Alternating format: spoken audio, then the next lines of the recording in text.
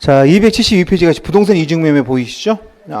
저 중요한 내용이니까 짜득 써 있죠. 봐두시면 부동산 이중매매는 어떤 겁니까? 둘 사이에서 처음에 매매가 있었거든요. 땅을 사고 팔았는데, 자, 아직은 이전 등기는 안 했습니다. 이전 등기를 했으면 또 못 팔죠. 이 상태에서 다시 얘가 얘한테 파는 거죠. 제2 매매, 두 번째 매매. 만약에 여러분 봐보세요. 이 상태에서 을한테도 등기 안 해주고 병한테도 아직 등기가 안 돼 있으면 아무 상관없어. 그때는 별 문제가 안 생기죠. 왜냐면은 계약자의 원칙에 따라서 갑은 매수인을 지 마음대로 고를 수가 있거든. 그러면 을한테 안 넘겨주고 그냥 병한테 넘겨주고 을한테는 채무불이행 책임을 지면 되는 거죠. 후발적 불능으로. 근데 이제 얘가 넘겨준 거죠. 이전 등기를. 그러면 누가 소유권을 취득해요? 이렇게까지 말하면? 얘가 취득하는 거야. 왜냐면 이 두 번째 매매가 원칙이 유효거든. 계약 자유 원칙에 따라서 괜찮은 거야. 얘가 돈을 땅값을 1억 쳐준다는데 얘가 5억을 주겠대. 그럼 5억 주고 팔아야지. 그렇죠? 근데 만약에 여러분이 을한테 중도금 이상을 받게 되잖아요. 계약금 받았을 때는 그냥 계약금 배액 상환하고 계약을 포기하면 상관이 없는데 을한테 중도금을 받았는데 병이 5억 준다 그런 거야. 뭐 어떻게 해야 될 것 같아? 얘는 1억이고 얘는 지금 5억이 준다는데 내가 을한테 중도금을 받았어. 그 상태에서도 을한테 안 팔고 병한테 팔아도 되나요? 돼. 을한테 등기 넘겨주기 전에는 계속 걔는 고민할 수 있어, 갑은. 그 대신에 중도금까지 받은 상태에서 등기를 안 넘겨주잖아요? 그럼 형법상 배임죄입니다. 형사처벌 받아요. 민사와 별개로. 배임이 뭐냐면 임무위배에 있다는 소리예요. 해야 되는데 안 했다는 소리거든. 누구한테 중도금을 받으면 걔한테 등기 넘겨줄 의무가 생긴다고 봐요. 그때부터 생긴다고 봐가지고 중도금 받은 상태에서 얘한테 안 넘겨주고 얘한테 넘기잖아?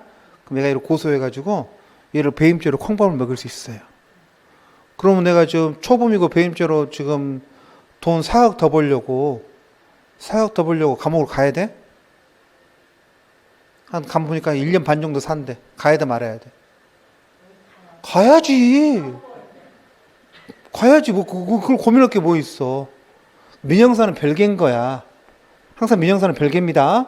그래서 어떤 사람들 형사가 무서워서 그걸 아이고 어떻게 감옥을 가냐고 나 그냥 을한테 판다 그런 사람도 있어. 여러분 을한테 팔고 중도금 받았는데 병이 나타나서 5억을 준다 그래도 아이고 안 돼요. 나 을한테 중도금 받았어요. 근데 을한테 안 팔고 병한테 팔면은 내가 알아보니까 저 감옥 가야 된다고 배임죄인가 뭔가 뭐 그런 거라던데 싫어요. 이런 사람도 있겠지만 보통은 뭐라 그래요? 가지. 내가 갈까 말까 망설이면 와이프한테 물어봐. 여보, 4억을 더 준다는데 이거 5억에 팔까? 5억에 팔게 되면 내가 배임죄로 감옥에 가야 된대. 그럼 와이프가 뭐라 그래? 가! 그러지. 괜찮아요? 문제 없어. 근데 문제가 뭐냐면 이 사람 입장에서는 걔를 감옥 보내는 게 문제가 아니야. 감옥을 보내도 땅은 안 돌아오거든. 을 입장에서는. 배임죄로 집어넣더라도 땅은 안 돌아오잖아. 땅 대신에 얘 손해배상 돈은 손해배상 받아낼 수는 있지만 땅이 돌아오는 건 아니거든. 근데 을은 지금 뭐를 원합니까? 땅을 원하는 거거든. 내가 먼저 찜했잖아. 나는 그 땅을 내가 찾고 싶은 거야. 이해되셨죠? 그래서 이 땅을 찾는 법을 판사들이 연구를 한 거야. 그래서 판사들은 뭐라 그러냐면 이렇게 말합니다. 원칙적으로는 제2매매계획이 유효이기 때문에 등기를 먼저 한 병의 소유권을 취득하고 갑은 을한테 이행불능했다는 손해배상 책임을 지면 되는 거고 혹시 갑이 을한테 중도금 이상을 받았다면 을이 고소하시면 형사적으로 감옥 좀 갔다 오시면 되겠네요. 그랬어. 근데 예의적으로 이게 무효가 되는 경우가 있대요. 제2매매가. 그것도 몇 조 무효다? 103조 무효가 되는 경우가 있다 그래. 언제냐 이렇게 말합니다. 얘가 뭐 했다면 이렇게 표현을 해. 병이 갑에 제가 좀 전에 배임죄라 그랬죠? 갑의 배임 행위에 뭐 했다면 적극 가담했다면 가담한 경우는요. 제2매매계획이 어떻게 됩니까? 103조 무효가 된다 그래. 적극 가담이란 말은 형법상 공범이라는 소리야. 그냥 쓰는 표현이 아니라 배임죄라는 소리고 갑이 중동 배임죄라 그랬죠? 그 배임죄 뭐였다면? 네가 공범이라는 소리야. 쟤는 주범. 그렇죠? 본범, 그 다음에는 공범. 꼬드겼으면 교사범. 도왔으면 종범. 이런 식으로. 그렇게 됐다면, 그럼 얘도 감옥 가겠네. 정도. 그건 이제 형사 문제고. 그랬다면 이게 103조 모요가 된다는 거야. 근데 판사들이 이렇게 판결 내릴 때는 103조 모요를 하면 을 앞으로 넘어간 병원 앞으로 넘어간 등기가 무효니까 소유권 얘한테 복귀해가지고 을이 갑한테 등기를 넘겨달라고 할 수 있을 줄 알았어. 착각을 한 거야. 왜냐면 이런 봐보세요. 103조 무효는요. 서로 이게 103조 무효라는 소리잖아. 그럼 서로 간에 반환 청구가 돼야 한대요. 안 돼. 이게 안 된다니까. 그걸 판사들이 착각한 거야. 이게 돼야 땅이 얘 앞으로 돌아와야 얘한테 넘겨줄 거 아니야. 얘가 넘겨받아갈 거 아니야. 이게 안 된다니까. 대법관이 이렇게 말을 합니다. 매도인하고 제2매수인 사이에서는 반환 청구 안 돼. 그건 맞는데, 누구는 이 제1매수인이 있잖아. 얘는 얘한테 등기 넘겨달라고 권리가 있잖아. 얘가 채권자거든. 채권자가 채무자가 가지는 권리를 대신 행사할 수 있다는 거야. 채권의 대위권 행사해가지고 땅을 찾아올 수 있다는 거야. 그러니까 얘가 얘한테 가지는 채권에 의해서 얘한테 반환 청구하라는 거야. 근데 웃기죠? 채권의 대위권은 채권자가 채무자가 가지는 권리를 대신 행사하거든. 근데 채무자는 권리가 없어. 권리가 없는데 그걸 대신 행사하래. 그걸 인정을 해줘. 우리 대법원이. 이해가 되죠? 그래서 진짜로 어쩌냐면 이 판결에 나오니까 교수님들 물어봤다니까, 대법관들한테. 김 판사, 뭘 대신 행사해? 이렇게 한 거야. 뭘 대신 행사해? 매도인은 부당한 반환 청구 못 한다며. 근데 어떻게 제1 매수인 을이 매도인이 가지는 부당한 반환 청구를 대신 행사할 수 있는 거야? 이렇게 물어봤어. 판사들이 뭐라 그럴까? 아무 말 안 하지. 지들 생각이 이상하거든. 그러니까 묵묵부답. 바빠서 이만 이렇게 된 거야. 학자들은 뭐라고 말하냐, 이렇게 학자들이 설명을 해줘야 될 거 아니야. 이렇게 말을 해. 판례가 채권이 대위권 행사에서 갑이 가지는 부당해도 반환 청구를 대신 행사한다는 건 이론적으로는 이상하지만 여기서 이 두 놈은 나쁜 놈이고 얘는 착한 놈이죠? 결론엔 찬성한다 그래. 결론엔 찬성한다. 이해되셨죠? 풀어보겠습니다. 부동산 이중매매 문제가 성립하려면 일단 매도인이 제1 매수인과 매매계약이 있었고, 그 다음에 최소한 뭐는 받아야 돼요? 중도금은 받아야지. 그래야 배임죄가 된다 그랬잖아. 그 이후에 제2 매수인과 매매계약으로 소유권 이임에서는 등기 넘겨줬다는 소리죠. 이게 전제로 깔린다는 거야. 계약금만 준 상태에서는 아무 문제 안 생겨요. 배액상환하고 계약을 해지할 수 있기 때문에 문제 안 생깁니다. 자, 유효성 첫 번째 원칙이 뭐라고? 요효. 원칙 유효 동그라미. 계약의 경쟁체계는 사적자치 원칙에서 허용되기 때문에 이중매매 계약은 유효다. 이중매매 유효라는 소리는 제2 매수인 소유권 취득한다는 소리죠. 그러면 제1 매매는 이행불능이 됐기 때문에 밑줄. 제1 매수인은요, 매도인한테 뭐 달라 그러면 돼요? 손해배상 해달라고 요구하면 돼. 그게 되는 거다. 그것만 가능하다. 돈으로 달라 그러고, 형사적으로는 배임죄로 콩밥 먹일 수 있고 고소할 수 있고, 민사적으로는 채무불이행 손해배상 받고 끝내면 된다는 거야. 이게 원칙이야. 끝내는 거야. 그런데 예외적으로 언제 무효지? 이번에 예외라고 써놔. 예외 무효. 배임행위 뭐하며? 저것가담 무효입니다. 부동산 이중매매가 반사적 법률에 의해서 무효가 되기 위해서는 첫 번째 1.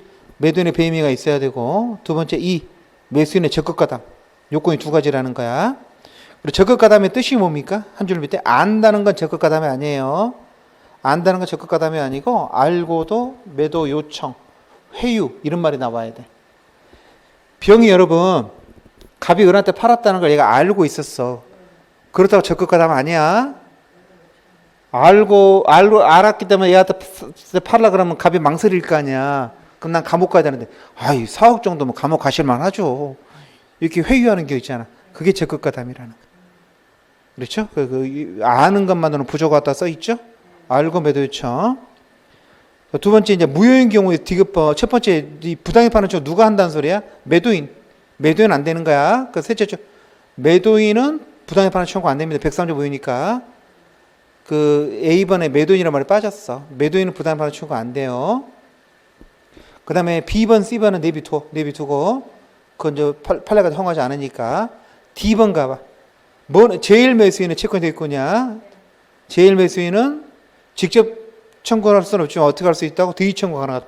여러분, 얘가 만약에 얘가 얘한테 직접 등기 넘겨달라, 그건 안 되는 거야. 요렇게만 된다는 거야. 그래서 채권자 대의권 행사할 수 있다.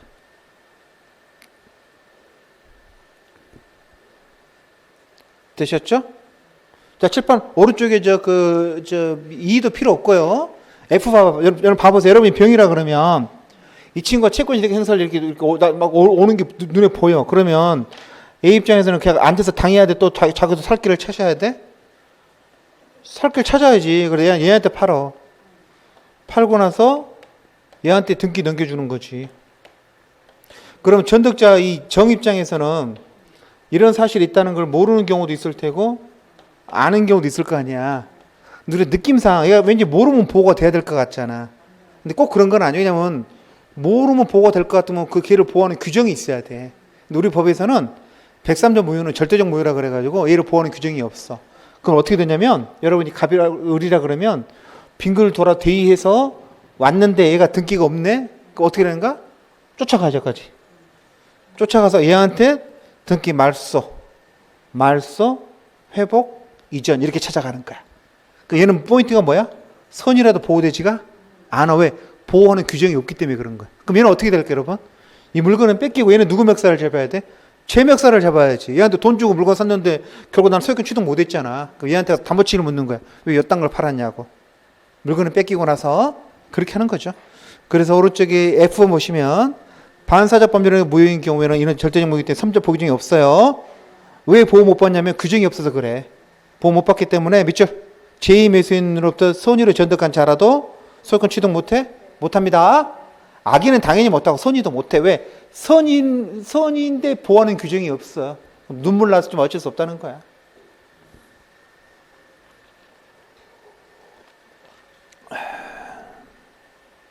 여기까지 되셨어요? 됐죠? 네, 됐고. 그 다음에 불공정 범죄행위 볼게요. 폭력이라 그러죠?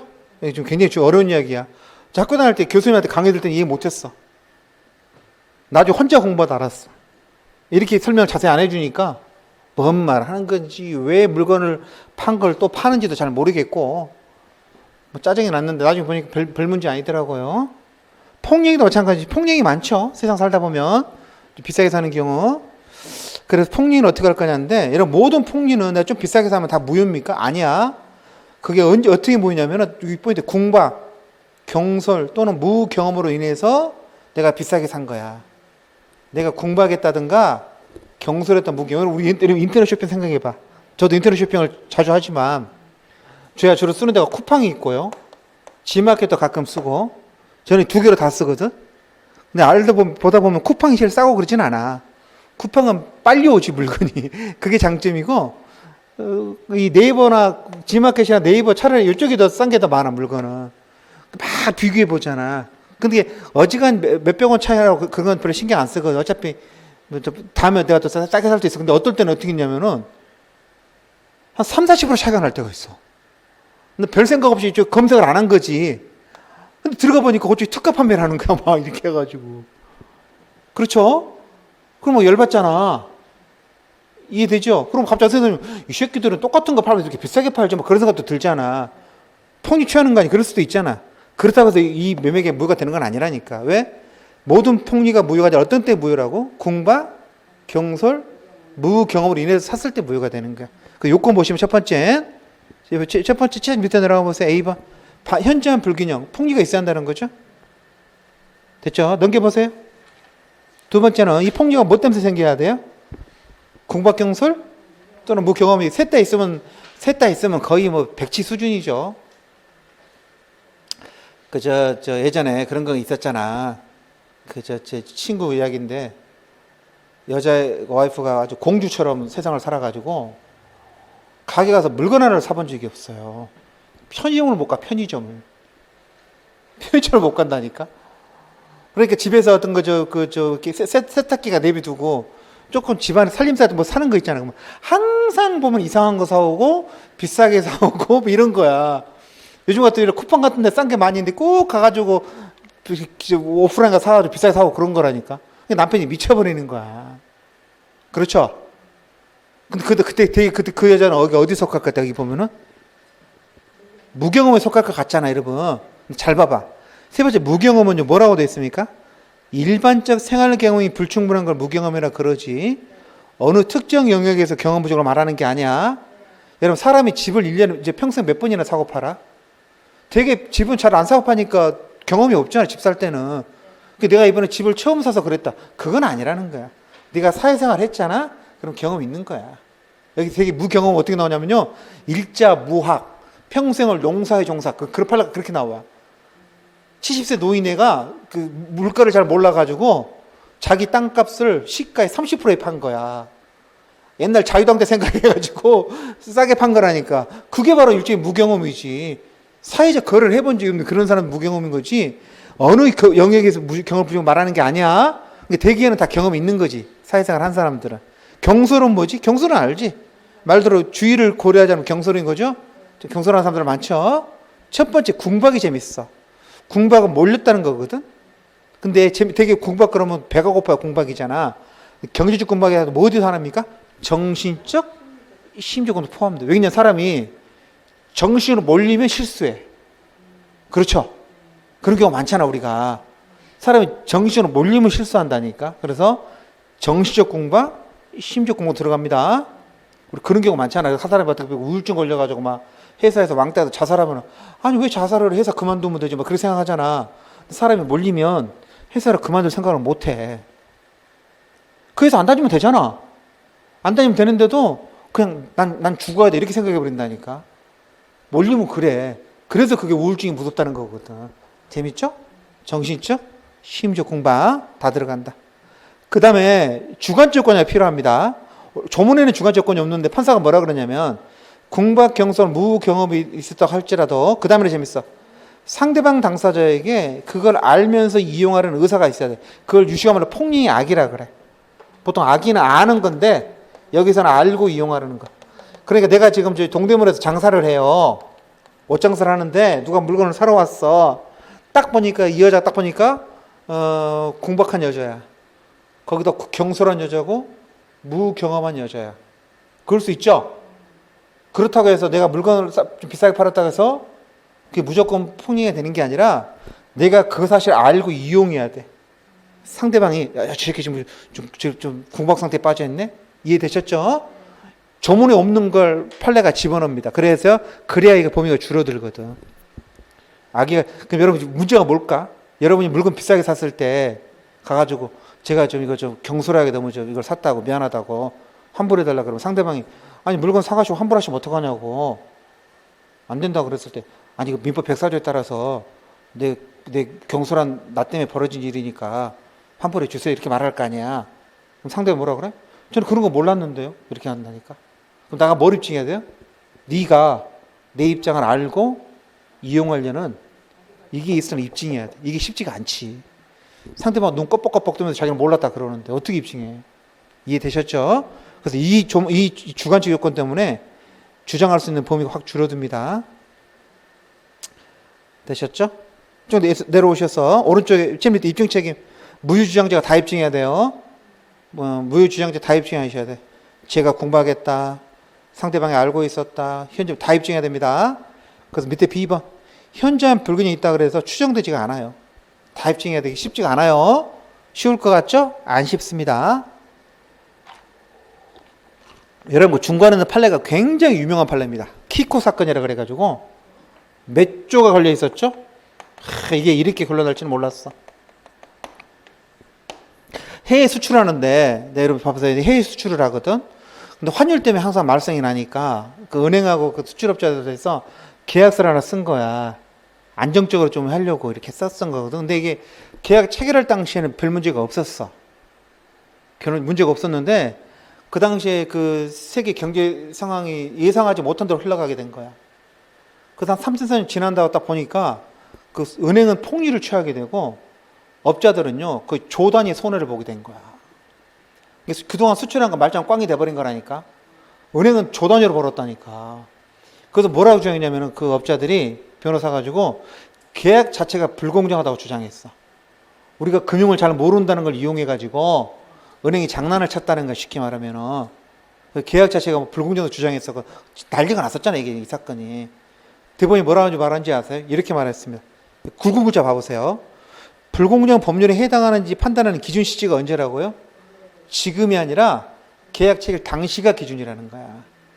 지금 보니까 문제가 있는 것처럼 보이지만 체결할 당시는 안 그랬다고 말하고 있는 거야. 지금 환장하죠? 지금 은행편 들고 있는 거야.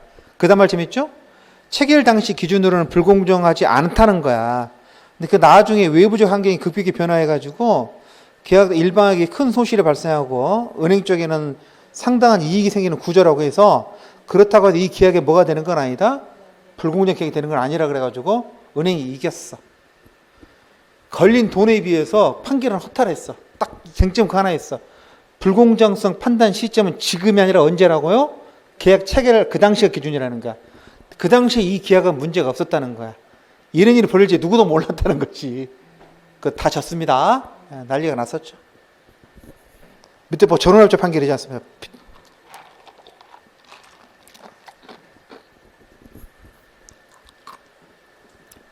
여러분 이거 그러면 내가 폭리당해서 준 거 못 돌려받나? 다시 두 장 앞으로 돌아가셔서 746쪽 볼까요? 746쪽에 뭐라고 되어 있으면 우리 좀 전에 법문은 봤었잖아. 불법 원인으로 인해서 재산을 급여하거나 노무를 제공할 때는 반환 청구 못한다고. 그 다음 단서 있죠. 그러나 불법 원인이 수익점이 있는데 그게 104조 모여야. 폭리는 폭리자만 잘못 있는 거잖아. 그러니까 단서는 뭐냐면 104조의 경우에는 그러하지 않냐단 말은 피해자는 반환 청구할 수 있다 그 소리야. 폭리자는 반환 청구 못하고. 이해되셨죠? 그래서 조금 전에 기억나시죠? 보통 무효는 쌍방의 반환 청구가 안 된다 그랬잖아. 죄송합니다. 반환 청구할 수 있다 그랬고 103조 무효는 쌍방의 반환 청구 안 된다 그랬죠. 근데 이제 하나 더 있어요. 104조 무효일 때는 어떻게 된다고요? 똑같아.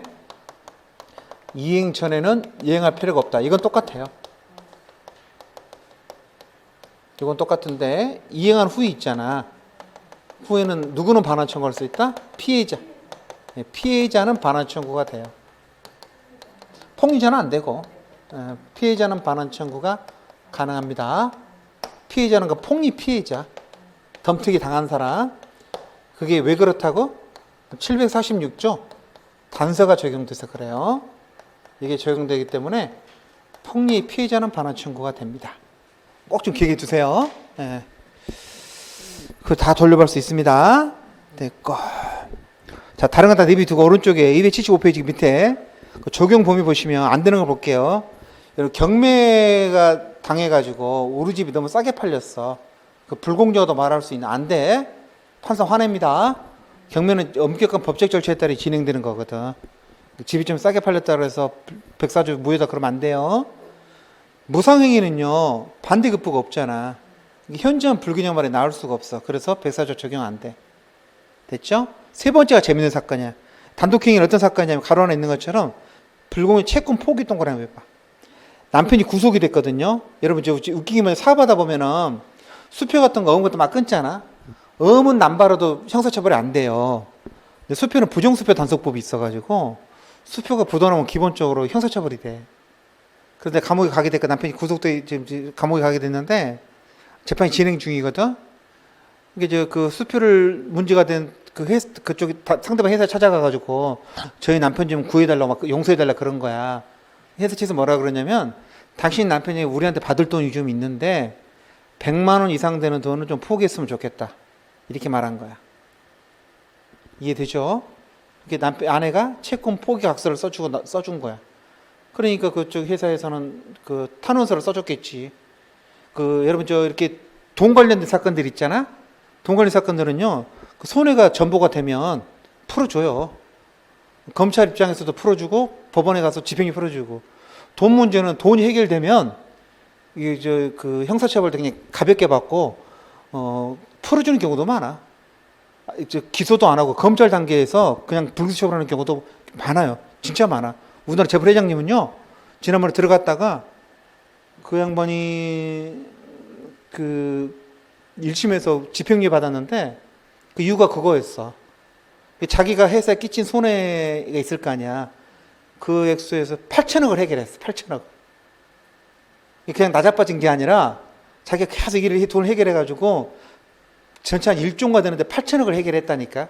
그럼 그 정도 해결했으면은 자기 성의 표시한 거잖아. 그래서 법원에서도 고생했다 그러고 그 집행유예를 풀어줬어요. 보통 실형 살아야 되는데 해결해 주거든. 이렇게 이제 손해가 탄원서가 들어오니까 풀어준 거야. 남편이 나와서 물어본 거지. 내가 왜 나왔냐 그랬더니 아니 내가 저 채권 포기서를 하나 써줘서 이렇게 말한 거야. 남편이 황당한 거 왜? 받을 돈이 1,000만 원이 넘어. 근데 그 돈을 포기하고 자기가 나와서 하는 게 너무 황당한 거야. 그래서 가서 뭐라 하냐. 우리 아내가 사회 경험이 없어가지고 너무나 불공정하게 채권 포기 각서를 썼다고 백사조 무효를 주장한 거야. 이해되죠? 이게 대법원이 그렇다 그랬어. 그래서 읽어보시면 구속된 남편을 구하기 위해서 공박한 상태에서 채권을 포기하는 것은 불공정한 법률행위 뭐한다? 해당한다 그랬어요. 근데 여러분 잘 생각해보면 이 판결이 조금 이상해. 왜 이상하냐면 남편 채권을요 아내가 포기할 권리가 없어. 아내는 남편 채권을 포기할 각서를 써줄 권리가 없다니까. 남편 돈은 남편 돈, 내 돈은 내 돈이잖아. 그러니까 원래 이쪽 변호사가 이걸 불공정한 법률행위 백사조로 가지 말고 그쪽으로 안 가고 뒤에 묵군 대리로 가가지고 묵군 대에서 무효다 그렇게 주장하셨으면 됐어. 근데 그걸 주장 안 하고 요걸 주장한 거야. 이해됐어요? 그리고 법원은요 물어본 것만 대답해. 여러분이 판사인데 내가 보기에는 이게 이쪽으로 백사조로 올 게 아니라 묵건대리로 가야 되거든. 근데 묵건대리는 주장 안 하고 요걸 주장하잖아. 그럼 나는 이게 맞냐 틀리냐만 대답해 준다니까. 한꺼번에 다 이야기해 주는 게 아니야. 그걸 변론주의라 그래가지고 물어본 것만 대답해 준다니까. 이해되셨죠? 이걸 만약에 묵건대리로 갔으면 그것도 묵건대리에서 인정해 줬을 거야. 근데 물어본 사람이 뭐라고 물어봤다고? 불공정 법률행위라고 물어보니까 대법원이 뭐라 그랬다? 그렇다 그런 겁니다. 좀 이상한 판결입니다. 판결이 그런 게 많아. 왜 이쪽으로 오지? 왜 저런 관계가 없는 것 같은데 물어본 사람이 그렇게 주장해서 그래. 주장을 좀 잘못한 거야. 그래서 그날도 공부할 거리를 남긴 거죠. 넘기세요. 자, 법률의 해석 파트는요. 뭐 중요한 건 아니니까 여러분 이게 실제로도 그런데 그 계약서를 이제 일이 터진 다음에 이제 변호사를 상담하러 가면 계약서 자체가 엉망일 때가 많아. 뭘 계약서를 써 들고 왔는데 이게 엉망이 제대로 안 갖춰진 경우도 많고. 그럼 뭔 말인지 잘 모르겠어. 뭐 말을 하는데 깝깝하죠. 그 변호사만 깝깝한 게 아니라 판사도 깝깝해. 우리나라는 변호사를 안 써도 되니까 본인이 직접 나오거든. 물어보면 이게 돈을 빌려줬는데 그 일부는 받았나요? 그러면 또 일부를 받았다는 게 아니라 뭐라고 받은 거냐고 안 받은 거냐고 막 이렇게 이상한 소리하고 그런다고. 깝깝하고 그걸 그래서 변호사나 판사나 법률 문제 1단계가 뭐 하는 거냐면 도대체 무슨 일이 벌어졌는가를 아는 거야. 그걸 우리가 유식한 말로 법률행위를 해석한다 그래. 도대체 뭐가 벌어졌는가 그걸 일단 뭐가 벌어졌는가 딱 판결이 나잖아. 그 다음부터는 쉬워. 법만 적용하면 되는데 항상 거기까지 가기가 힘들어. 거기까지 가기가. 도대체 둘 간에 무슨 일이 있었는가를 알기가. 형법만 그런 게 민법도 마찬가지. 계약서. 그 세 가지가 있습니다. 제일 밑에 내려보실래 방법이 자연적 해석, 오른쪽에 규범적, 다음 페이지에 가시면 보충적. 세 가지 해석 방법이 있어요. 해석하는 방법은 자연적 해석은 뭐냐면요. 자연스럽게 해석하는 그 소리잖아. 그래서 거기 있는 것처럼 읽어볼게요. 내심 효과 의사하고 표시행위가 일치하지 않은 경우에 표시행위 문자적 그 문자에 구속되지 않고 내심의 의사를 밝힌 해석이라는 거야. 그 상대방 없는 단독해가 유언이죠. 유언 같은 데 해석할 때 주로 이걸 쓰는 거야. 여러분 봐보세요. 의사표시는요. 법률에는 의사표시가 들어있고 의사표시는 마음속에 있는 의사 겉으로 드러난 표시 이렇게 돼 있다 그랬잖아. 돼 있죠. 그러니까 우리가 눈에 보이는 건 이게 눈에 보이는 거거든. 표시가. 이해됐죠? 내가 지금 죽으면서 그 유언장을 하나 쓰는데 유언장에 뭐라고 써놨냐면은 회장님이 돌아가시면서 가요동 청운동이죠. 거가 청운동 창고는 장남이 가져라 이렇게 말을 해서 유언장에 써있다니까. 청운동 창고는 누구 거라고? 장남 거라고 정해줬어. 근데 회장님 이미 청운동에 창고가 없어. 창고가 없다니까. 자식들이 유언장을 보는데 우리 집에 청운동에 창고가 없어. 근데 아버님이 뭐라 그랬다 돌아가시면서 청운동 창고는 장남 네가 가자 이렇게 써놨다니까. 이해되죠? 그러면 우리가 청운동에 창고가 없으면 이 이혼은 무효가 돼야겠죠. 의미가 없어야겠죠. 없으니까. 근데 문제가 뭐였냐면은 평상시에 아버님께서 청운동 자기 집을 뭐라고 불렀어? 창고라고 불렀어. 나는 창고지기. 청운동 창고.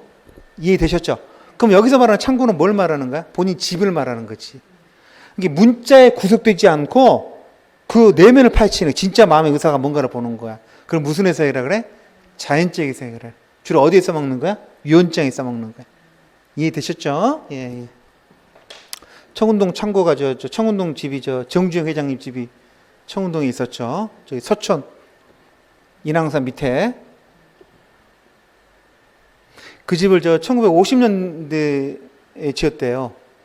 50년대 지금 2층 집인데 벌써 60년 다 돼가는 집이잖아. 근데 그 당시 집 자체는 집 터는 넓은데 집은 평범한 2층 집이야. 그냥 2층 집인데 거기를 지었다 그러더라고. 그때는 다 부자들이 강북에 살았으니까 그렇겠지만, 근데 문제는 이런 일이 터졌어. 잘 보세요.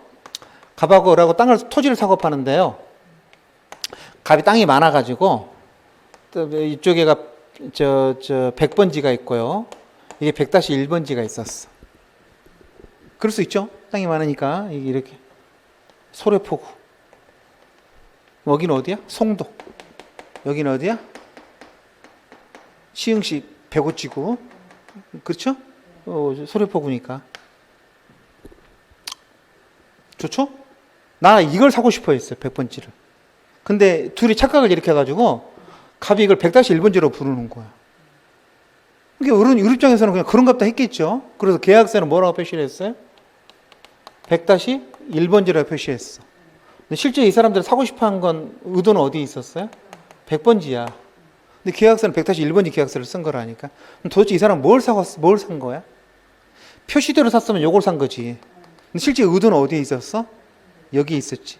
그때 우리 판례는 뭐라 그러냐면, 요거 표시가 잘못된 거잖아. 그걸 오표시라 그래. 잘못된 표시는 원래 의도했던 100번지 계약에 해를 끼치지 않는다는 거야. 오표시 무효 원칙이라 그래요.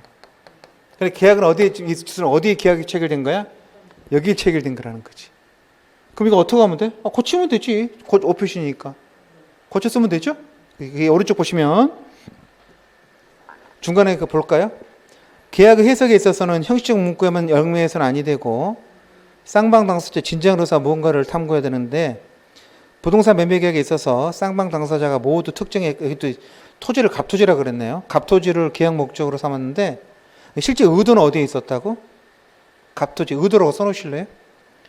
근데 목적물이 집안에 착오를 일으켜가지고 그 계약을 체결한 경우, 즉 계약서의 목적물을 뭘로 표시했다고? 을토시. 을토시 밑줄 표시 동그라미. 표시하고 원래 의도가 달라진 거죠. 그렇다고 해서 표시가 을토시로 되었다 그래서 을토지를 타고 산 게 아닙니다. 갑토지에 대해서 계약이 체결된 거야. 그러니까 갑토지 체결된 걸로 봐야 된다. 무슨 해석이라 그래요? 자연적 해석이라 그래요. 자연적 해석. 규범적 해석은요, 상대방 시각에서 해석하는 겁니다. 상대방 시각에서. 그 판례 1번이 재밌는데요. 여러분, 채권자가 채무자한테 100만 원을 빌려줬거든요. 근데 채무자한테 36만 원 받으면서 채무자가 영수증에 총 완결이라 써주라 그런 거야. 좀 희한하죠? 내가 36만 원을 갚을 테니까 뭐라고 써달라 그런 거야?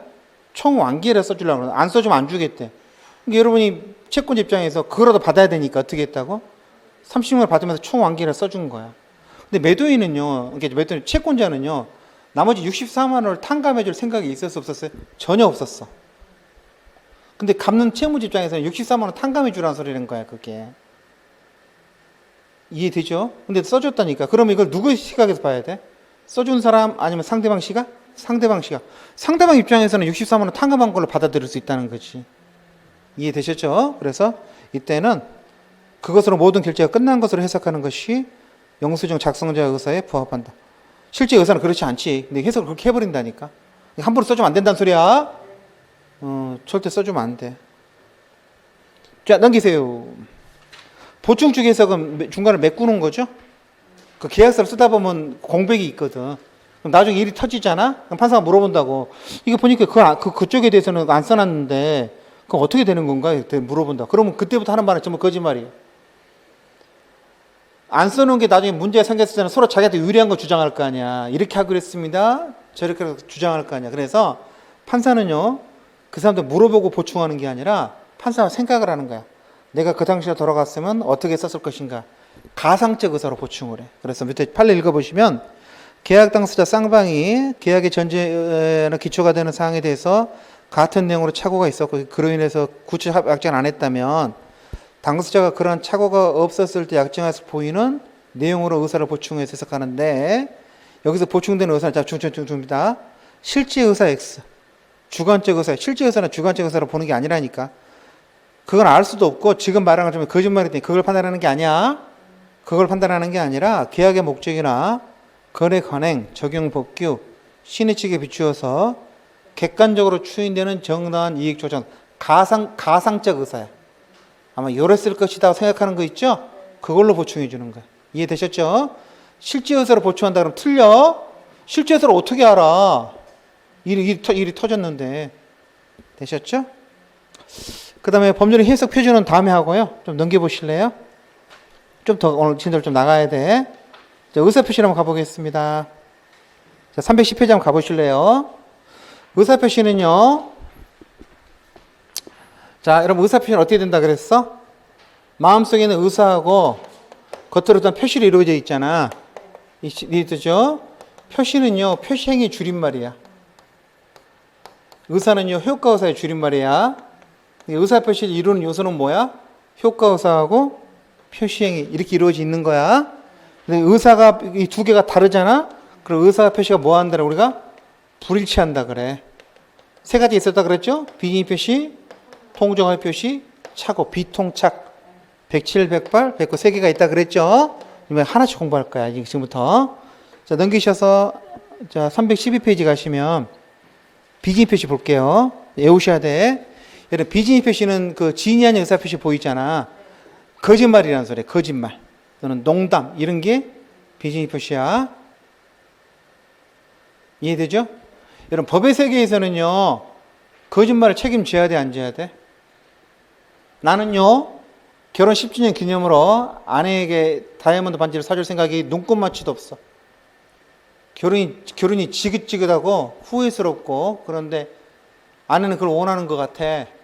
그래서 립 서비스 차원에서 여보 이번 10주년 기념일 때는 내가 다이아몬드 반지 3개월짜리 사줄게 그랬어. 증여 의사를 한 거야. 있죠? 거짓말이었어. 그래도 사줄 의무가 생겨 안 생겨? 생겨. 법의 세계에서는 농담하시면 안 돼. 이해되죠? 제가 항상 들은 얘기지만 예전에 드라마 허준에서 허준이 세자가 입이 돌아가니까 구원하사가 생기니까 난리가 났어. 허준이 일주일만 시간을 주면 고쳐줄 수 있다 그래.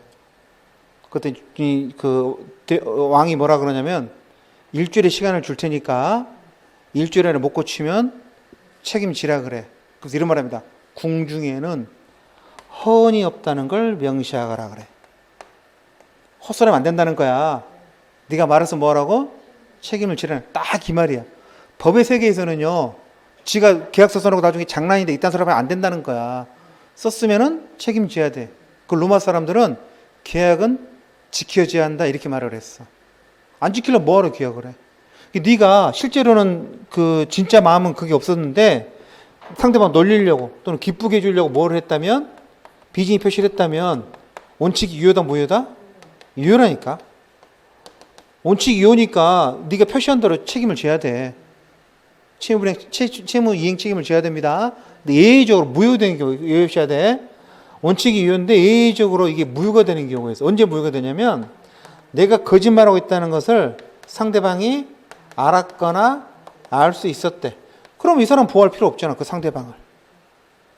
이해되셨죠? 알았거나 알 수 있었다를 유시가말로 뭐야? 악의 또는 과실이야. 알았다는 악이고 알 수 있다는 과실이니까. 이해되셨죠? 그렇죠. 그래서 해볼게요. 자, 의사표시는 자, 백절주의라 표의자가 지인이 아니면 알고 한 거라도 알고 해야 비진이죠. 모르면 착오니까. 효력이 있다 없다? 있다. 효력이 있다는 두 글자로 유효. 위에다 써놔야죠. 원칙유효. 원칙유효야 법에서 거짓말 책임져야 돼. 그런 단서 상대방이 표의자가 진이가 아니라는 것을 알았거나 알 수 있어요. 앞에 알은 악이. 그때는 뭘로 한다? 무효로 한다. 예 써놔. 예 무효. 근데 두 번째 전항의 의사표시 무효는 누구한테 대항 못한다? 선의 3자 대항하지 못한다. 굉장히 중요한 소리입니다.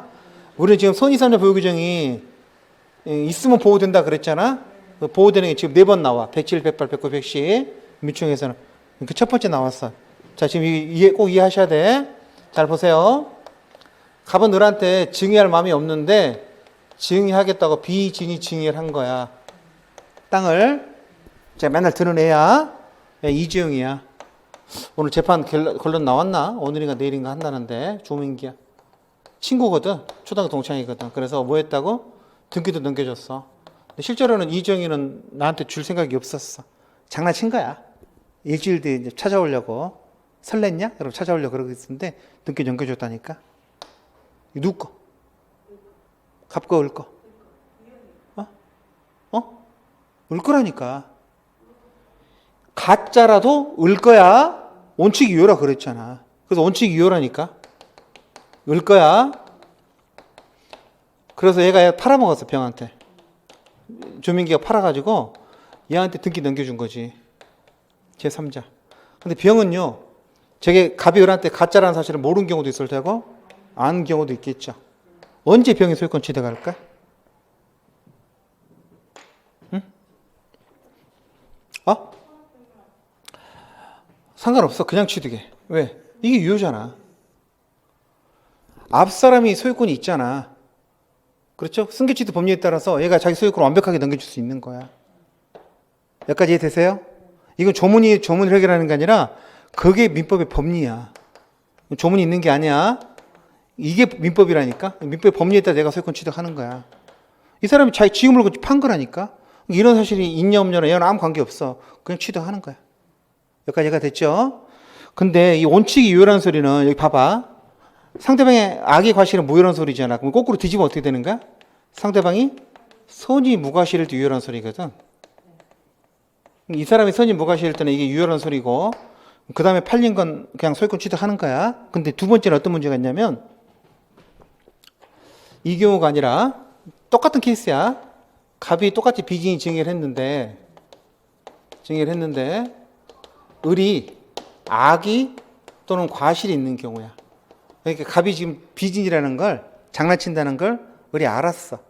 또는 알 수 있었어. 그럼 얘는 어떻게 되는 거야? 등기 넘겨줘도 소유권 취득에 못해? 못해. 예의가 적용되잖아. 그래서 얘는 무효가 되는 거라니까. 근데 무효지만 등기는 자기 앞으로 돼 있잖아. 그러니까 이걸 물건을 판 거야. 그럼 병 입장에서는 등기 믿고 사니까 이거 사게 된다고. 그래서 내가 선의일 때 이걸 등기 믿고 이게 을 거구나 생각하고 산 사람 있잖아. 근데 실제로는 을 게 아니죠. 이게 무효라는 소리는 등기는 을 앞으로 돼 있지만 물건은 갑거란 소리거든. 그렇죠? 등기 믿고 샀잖아. 우리나라는 여러분 이게 등기 믿고 산 사람을 보호하지 않아. 등기가 가짜면. 독일하고 달라가지고 왜 보호 안 하냐 그러니까 대법원이 뭐라 그러냐면 우리나라는 아직까지 엉터리 등기가 많다는 거야. 일제시대 때 등기 아직도 정리가 제대로 안 됐어. 그래서 함부로 믿으면 안 된다는 거야. 독일은 보호해. 그럼 보세요. 이 사람은 잘못한 게 하나도 없죠. 그냥 등기 보고 산 거야. 을 앞으로 등기돼 있으니까 을 거겠구나. 실제로는 아닌데도 믿고 샀으니 얘는 보호해줘야 할 거 아니야. 그래서 법이 만든 거야. 만들어 뭐라고? 107조 2항에서 뭐라고 써놨어? 이게 무효라도 네가 뭐라면? 선이라면 너는 보호해주겠다는 거야. 요것은요. 이 사람은 왜 요 조문에 따라 보호되는 거야. 요 조문이 없으면 보호 안 되는 거야. 이 조문이 없으면요. 갑이 돌려달라고 하면 뺏겨. 그리고 얘는 얘한테 멱살 잡고 담보증 물어야 되는데 뭐 도망가고 없으면 말짱 꽝이잖아. 근데 요 조문에 의해서 얘가 보호되는 거야. 이해되셨죠? 자, 포인트가 뭐냐면 시험 문제에서 병이 소유권을 취득하냐 못하냐 꼭 물어본다고. 그때는 병을 보면 안 돼. 병만 보면 헷갈려. 병을 보지 말고 을을 봐야 돼. 을을 봐가지고 을이 소유권을 취득했죠. 그럼 을 다음에 등장하는 병은 선악불문하고 소유권 취득이야. 조문과 관계없이 그게 민법이야. 앞 사람이 소유권자면 나는 소유권자로부터 완벽한 소유권을 넘겨받을 수 있어. 여기까지가 됐죠? 근데 앞 사람이 소유권자가 아니야. 그럼 소유권자 아닌 사람이 나한테 소유권을 넘겨줄 수는 없잖아. 원래는 보호되지 않는데 네가 뭐라면 선이라면 불쌍하니까 특별 규정을 둬서 너를 보호하겠다는 거야. 얘는 이 조문에 따라 보호되는 거야. 이해되셨죠? 그래서 문제 보다가 을이 유효다 그러면 상관없이 병 무조건 보호. 을이 무효다 그러면 병이 뭐일 때만 보호된다? 선일 때만 보호. 꼭 구분하셔야 됩니다. 굉장히 중요해서 이걸 나중에 또 써먹어. 108조도 써먹고 계속 써먹거든. 보셔야 돼요. 한 장 넘겨보실래요? 이 그림을 보고 이해해 볼게요. 넘겨봐. 314페이지. 자, 보세요. 갑하고 갑이 을한테 갑이 준 이지용이야. 을은 나고 언제 유효라 그랬어? 상대방이 뭐일 때? 선이 앤드 무가 싫을 때. 그럼 유효 동그라미. 그럼 그 다음에 등장하는 병은 뭐하고? 선악불문하고 소유권 취득. 눈에 보이시죠? 왜 그렇다고? 민법의 법리. 원래 민법이 그런 거라는 거야. 앞 사람이 소유권자면 뒷 사람은 선악 상관없어. 근데 밑에 그림 봐보세요. 을이 알았거나 알 수 있었대. 그러면 을은 소유권 취득 못하죠. 무효죠? 그럼 뒤에 등장하는 병은 어떻게 되는 거야? 선일 때만 취득하죠. 그 옆에다 뭐라고 써놔야 돼? 선이 107조 2항 써놔야지. 왜 선일 때 병이 소유권 취득한다고? 107조 2항이 그렇게 조문을 써놨어. 전항의 무효는 선의 제3자 대항하지 못한다고. 이해되셨죠? 굉장히 중요한 그림이야. 그래서 시험 문제에서 병이 소유권 취득하지 못하냐 물어보면 병을 보면 안 돼. 누구를 보라고? 을을 봐야 돼. 을을. 을을 봐가지고 을이 무효일 때하고 유효일 때 나눠서 구분하셔야 돼. 완벽하게 해. 제가 처음에 공부할 때 이해 못했어. 와, 미치겠더라고. 근데 이 민법의 기본이야. 이런 경우를 몇 번 써먹어. 뒤에 가서도. 예. 다시 앞으로 돌아오셔서 자, 조금 정리할게요. 1번 의사표시 보시면 성립요건 312페이지 의사표시에 있어야 돼. 그 니은번 있는 것처럼 사교적 농담이나 연극비용 대사는 아무것도 없는 거잖아. 그러니까 이것은 비진입 표시가 성립하는 게 아니야. 제가 원래 비진입 표시는 책임지라 그랬는데 연극비용과 대상으로 어떻게 책임을 줘? 그럼 책임 안 지는 거지. 그 아무것도 아니잖아. 그런 건. 그 다음에 의사표시가 일치하지 않아야 되고 오른쪽에 보시면 동그라미 4번입니까? 왜 그런지는 묻지 않아. 효과 볼까요? 당사자끼리 뭐다? 유효다. 원칙 유효. 예의 무효. 예의 무효는 어떤 경우라 그래서 상대방이 알았거나 안 할 수 있었을 경우. 그 다음에 밑에 3자는요. 무효라도 누구한테는 대항 못한다? 선의 3자는 대항 못한다. 됐죠? 넘기시고 다른 건 다 내비두고 하나만 해볼까요? 넘기지 말고 어디로 가냐면 그 313페이지 판례 2번 봐볼까? 판례 2번하고 3번 똑같은 건데 얘는 명의 빌려주는 거 있잖아. 물어볼게. 명의 빌려준 건 진이야 비진이야? 내가 명의를 빌려줘가지고 내 명의를 빌려준 거야. 그래가지고 대출을 받은 거야. 그럼 이 명의 빌려준 나의 의사 있잖아. 빌려준 사람 명의 대여자. 이 사람은요. 그 대출 계약서를 제가 쓴 거잖아. 사인한 거잖아. 내 이름으로 사인한 거잖아. 이 사람은 대출 계약에 당사자 쓸 생각이 있었어 없었어? 있는 거 없는 거야? 이게 말썽이 난 거야. 판례는 뭐라고 보냐면 진위로 봐. 일단 이 사람이 내가 명의를 빌려줬는데 상대방이 대출을 못 갚아서 나한테 압류가 들어올 거 아니야. 명의가 내 이름으로 돼 있으니까. 학교 숭의학원이라는 학교가 있었는데 학교 교직원들한테 명의를 빌려달라 그랬어. 그래가지고 학교 교직원들이 명의를 빌려줘가지고 한 50명이 다 명의를 빌려준 거야. 그 3억씩 다 대출 받아가지고 학교 갖다 쓴 거라니까. 학교가 나중에 돈을 더 갚았어 아무 문제가 없었지. 돈을 못 갚으니까 은행에서 누구한테 얘한테 돈 갚으러 연락이 온 거야. 계약서가 당신 이름으로 돼 있지 않냐고. 나는 뭐라 그래? 나는 명의만 빌려준 거지. 내가 대출 받을 생각은 없어. 이렇게 비진이라고 주장한 거야. 내가 명의를 빌려준 거지. 난 대출 받을 생각이 없었다는 거야. 왜 그러냐면 내가 비진이가 돼야 이쪽으로 가가지고 은행은 내가 비진이란 걸 알았거나 알 수 있었다 그러면 대출 계약이 무효가 돼가지고 내 대출 안 갚아도 되거든. 일단은 비진이가 돼야 이 원칙이 예의가 적용될 거라고. 근데 이게 진이면 무조건 갚아야지. 이해가 되죠? 근데 우리 법원이 뭐라 그러냐면 진이라 그랬어. 이 조문이 적용 안 된대. 왜 그러냐면 명의 빌려준 사람의 생각은 뭐냐면 네가 대출 계약서를 써가지고 돈을 다른 사람이 쓰는 거지. 경제적 이득을 다른 사람이 누리는 거지. 네가 대출 계약서 당사자 될 생각이 없는 건 아니라는 거야. 이해되죠? 한마디로 명의 빌려주면 엿되는 거야. 이해되셨죠? 그게 판례입니다. 2번, 3번 다 같은 거야. 2번 읽어볼까요?